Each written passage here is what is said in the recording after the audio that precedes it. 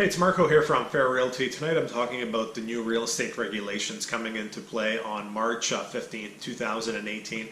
Quite a few changes. One of the changes, for example, is realtors will be required to provide more disclosure to their clients in terms of commission structures, etc. I 100% agree with that.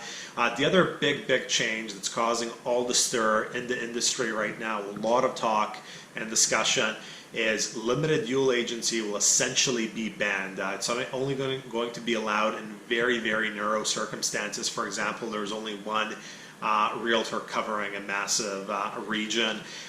In places like Victoria, Vancouver, there will no longer be limited dual agency. And fundamentally, I believe with this change, I think this is a really positive change. In my 8-year career, I've been involved in quite a few transactions where I was the limited dual agent. And honestly, it's just very awkward. For example, I had one situation where I was the limited dual agent. The buyer did a septic inspection. There was issues with the septic. They wanted a concession on the price. The seller felt the system was functioning fine as is. They didn't want to concede, and I was stuck in the middle. It's obviously an awkward situation. Real estate prices are through the roof in Victoria and Vancouver, and I really believe that buyers should seek their own representation in such a big purchase. It's a lot easier to navigate various pitfalls ethically, morally, and in a fair manner if both parties have their own representation, in my opinion.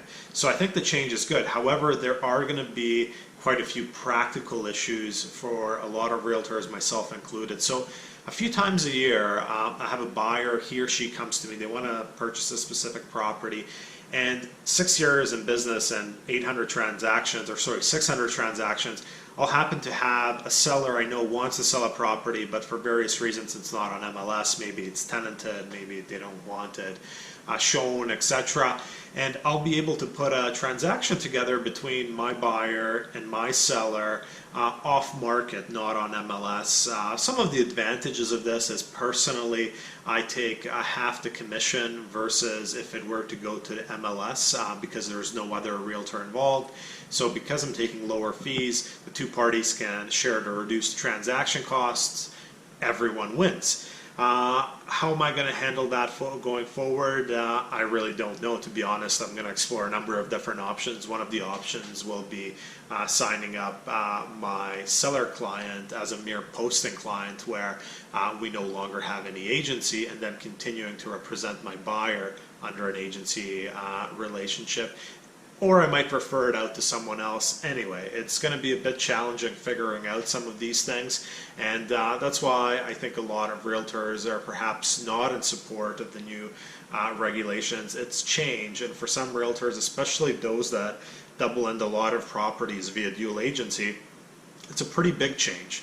So time will tell how this will all play out, but it's certainly going to be very interesting. That's it for this week. Marko, Juras, Realty.